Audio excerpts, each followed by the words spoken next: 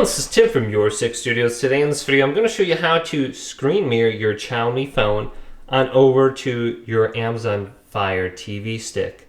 So this is kind of easy to do. What you want to do is swipe on down from the top, and you want to go to the same Wi-Fi network as your TV is connected to. So just go to Wi-Fi and turn this on, and make sure it's the same one as your TV in the background. So we can go back now.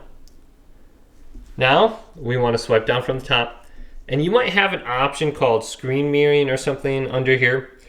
It could be something similar or screencast. You can look, but on my Pogo 14C phone I do not.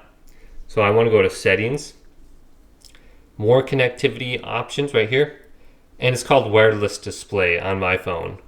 Connect to a wireless display right here. Now on your Amazon TV, we want to go to the screen mirroring option. So I have this all set up on my phone.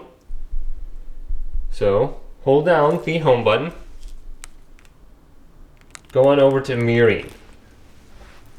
Now there should be an option that pops up on your Xiaomi phone. Let's go to Lord's Fire TV, hit connect, and make sure wireless display is turned on right here.